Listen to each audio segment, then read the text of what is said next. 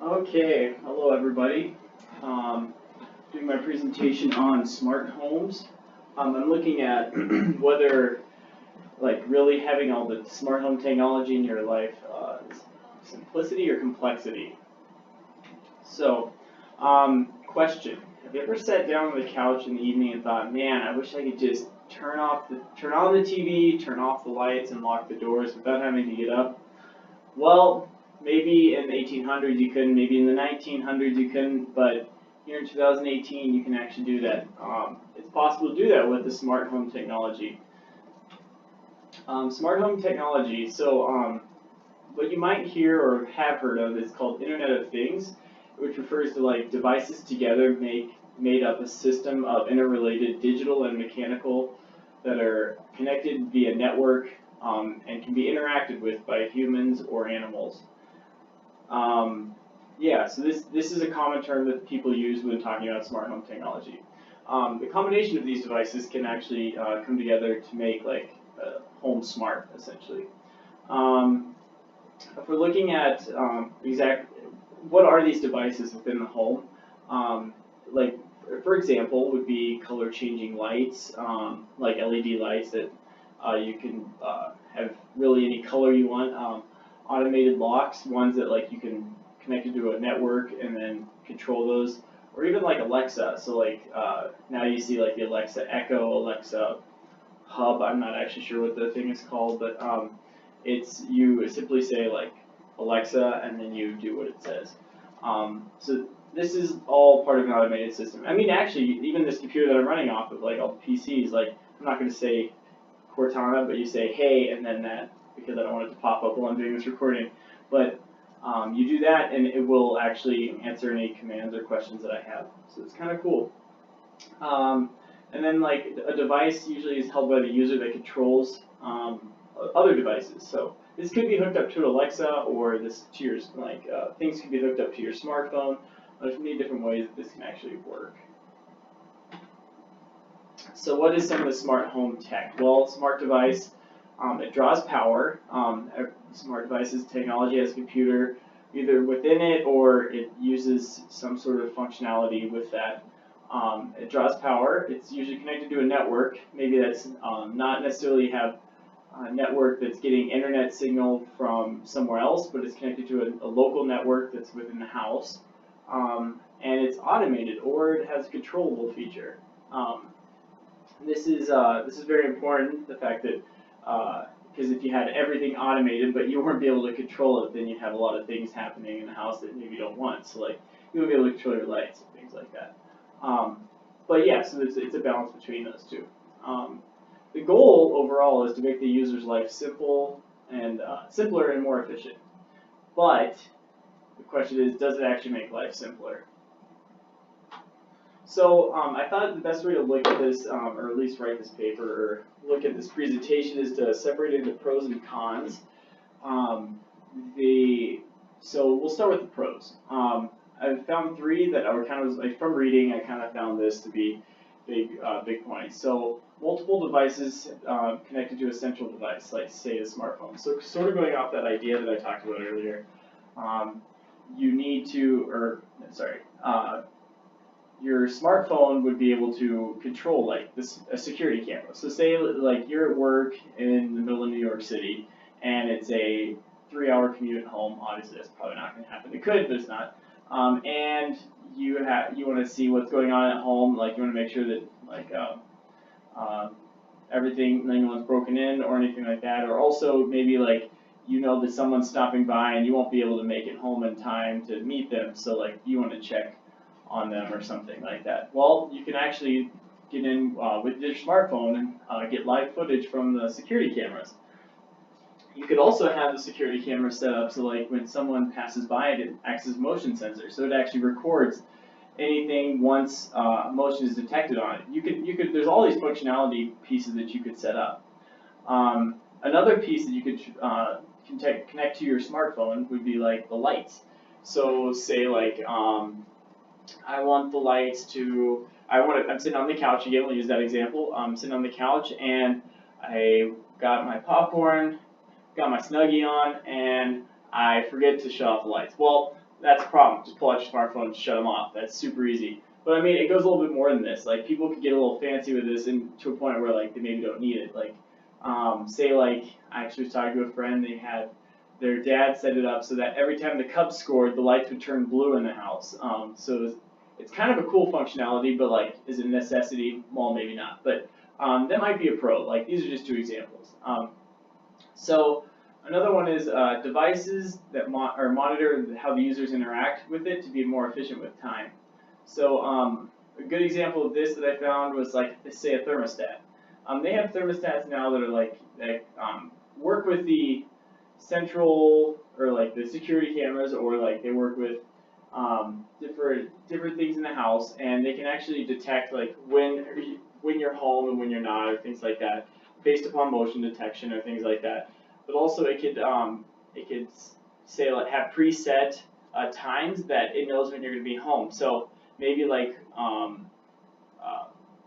well, okay, we'll stick with that. Or even when your smartphone comes within proximity of the thermostat, it knows you're there. You know, like I'm saying, like maybe a 100-foot radius or like something like that. Or if it has GPS recognition from the phone, whenever you're driving home and you're like 2 miles out, the thermostat kicks on. So like your furnace or your AC will kick on, and your house will be set to the temperature that it needs to be. Another example would be like smart locks.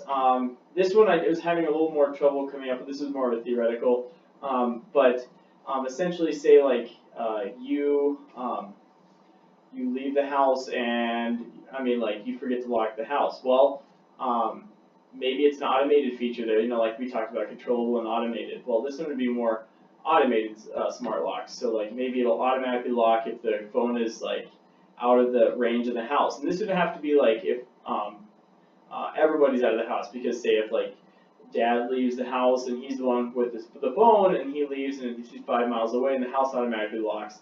Well, if the family's still in the house, that doesn't really set up the situation that's great. But they're like, there's ways that can be done. So like essentially like the devices become smarter. It's like kind of like not adaptive algorithms, but like they adapt to the user over time. And then another pro is central device that executes commands via voice. So let's look at an elderly person that's fallen. Okay, they can't get up. You've seen the commercials. So they fall. They could just say Alexa and then call 911 or something like that, and or call somebody, and that'll happen. And so like essentially like the care could be there that wasn't before. Or say like I wasn't finding much on this, but I kind of threw this in there just to be like theoretical too. A blind person. Let's say person's trying to figure out where they are in the house, or like how the house is set up too. There could be Alexa little beacon set up within the house, and they can say Alexa, and the one that when that's said, it will give like pings of where that sound is coming from, so they'll know like kind of where things are. I mean, like that one's a little bit more of a stretch, but I found something on that relating to that. And then I guess like if you want to just go simply convenience, essential, like if like my hands are full and I'm trying to like figure out what the weather's going to be as I'm trying to like get the kids ready to go to soccer, something like that. You could say, Alexa, what's the weather outside, or things like that. So you could just like, it makes it more convenient, but like also like you're forced to rush. Well, not forced, but you have the option to like kind of rush your schedule a little bit and cram more things together. So that's my pros list. But then with cons, we get into a good sized list of. First one is bandwidth usage. If all these devices, some of them are going to be connected locally to a local network, yeah. But maybe there's more devices that are connected to an actual, like to a server, and those are like a non-local server. Those devices you're going to have to, like, say your internet company, that's the best way to put it, sorry. All these devices connected to your network, they're going to actually take up some of that bandwidth, and so like now you're watching Netflix and it's like laggy, so now I gotta call the company and get more bandwidth. So like, yeah, that's a big part. You're gonna be paying a pretty penny for that too. And then that leads me to my second point: cost of initial setup. These smart devices are actually way more expensive than like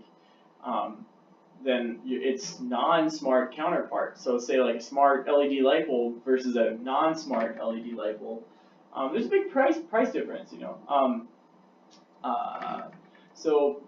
Power outage or network outage.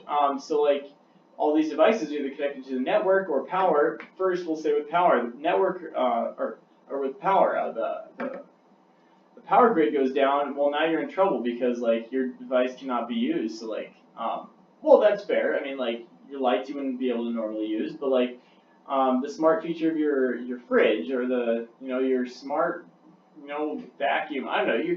You have all these different features that like maybe they're not going to be able to use if everything's running out of power. But same with network. If your network goes down or you have a local network problem, you're definitely going to have problems with the devices communicating with each other, which like the average person maybe isn't trained to like fix those problems. So you have to have someone come out, and this leads back to my cost con is that you're going to have to pay a good amount of money to have someone come out and fix all that, unless you know what you're doing. And so like that's where life becomes a little more complex. This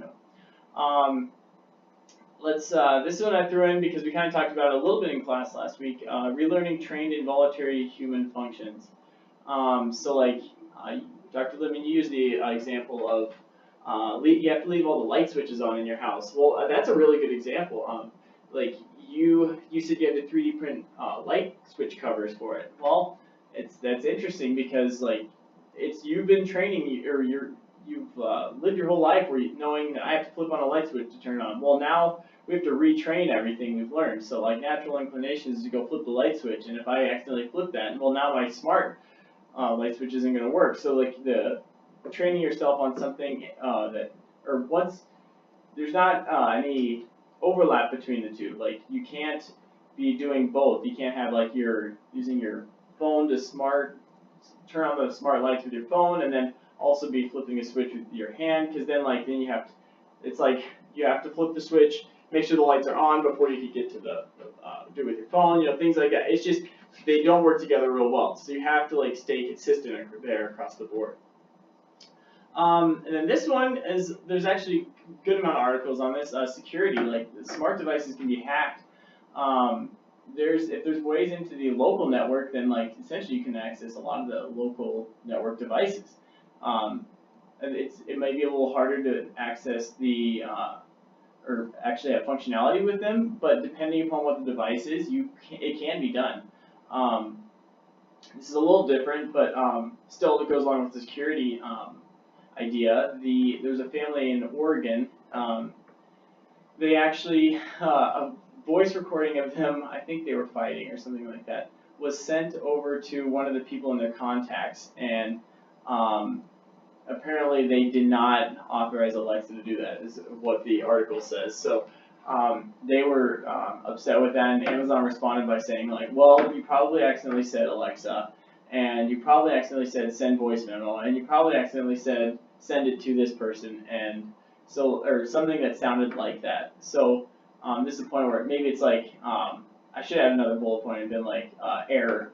Having the smart devices, there can be error in that, but I kind of thought it was more of a security breach because maybe someone could hack into your Alexa or your other devices and take control over them, so rendering use of your house. So in conclusion, there's more smart technology that comes to market every day. People are always thinking of new ways to integrate computers into their homes. I think we see that more and more. Average person has like a smartphone, a laptop, maybe even a desktop, and then we now have smartwatches and things like that. So that's just on themselves. Now think of people that actually have homes, like we have smart light bulbs, smart refrigerators, smart vacuum cleaners, everything's smart. I just realized that I did not catch this error in my presentation. There are huge advantages as well as disadvantages to having multiple smart devices. Yeah, so we kind of went over those. I think just overall, the balance needs to be found with the devices, with what the user feels comfortable with, and what they feel comfortable setting up, and what they feel comfortable like knowing how to fix the problems and things like that. And if they aren't comfortable like paying the outward cost or being able to being okay with not switching on the lights or switching off the lights and keeping them where they are, then sure, use it, integrate it, and it may be easier for you, but that's not for everybody. So the common notion that just because it's smart doesn't necessarily mean it's easier for everybody. It's easier for some people, but not everybody. And I think finding that balance will actually help you live in simplicity rather than complexity. But as for now, that's all I have. So shoot any questions my way. Thank you very much.